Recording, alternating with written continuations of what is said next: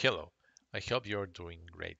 Today we are going to talk about a feature introduced some time ago in .NET, and that is called C# or top-level statements.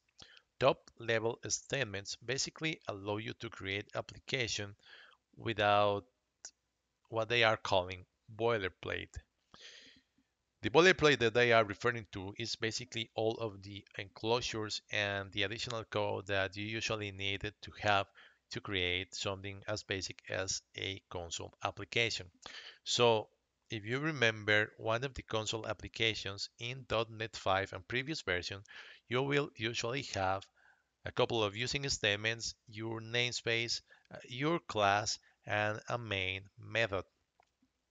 In .NET 6 and further, if you create or when you create new applications, especially in console applications, you will by default be using top level statements, which is basically just a file that only has the instructions that the developer needs in there, right? So all of the configuration of the what they call boilerplate is not in here, at least it's not visible per se, right?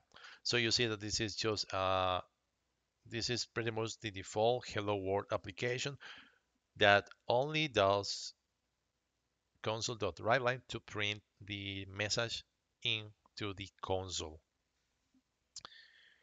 Now let's see the documentation. You will see that in here, for example, you can click and you control click and it will take you to the documentation in the Microsoft website. So it says new C# templates generate top level statements. Starting with .NET 6, new projects using the console template generate different code than previous version. Here it gives you the comparison and you will see here is the version that we had before where you had to have the usings, the namespace, the class, and the main method, right? Instead, in .NET 6 and further, you have only the method in here.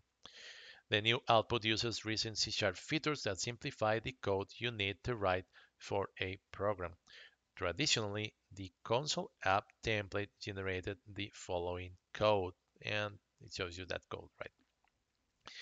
These two forms represent the same program. Both are valid with C# 10. When you use the newer version, you only need to write the body of the main method. You don't need to include the other program elements. You have two options to work with existing tutorials. Use the new program style, adding new top-level statements as you add features. Convert the new program style to the older style with a program class and a main method. And if you want to use the old template, see the use old program style. Now, if you want to use the old template, basically what it tells you is that um, you need to create a .NET 6 project. You need to create a .NET 5 project. So it gives you the old template, and then you have to change the target framework to .NET 6, right? And use the old program style in Visual Studio. Basically, you do it in here. You select the .NET 5, right? And you change the target framework, right? Or you can use it and change it in here in the Project Explorer, right? Where you open the target, you open the General tab, and you choose the target framework, right? And then you can add the step of adding implicit usings and adding the nullable context, right? Implicit using directives. Implicit using directives means the compiler automatically adds a set of using directives based on the project type.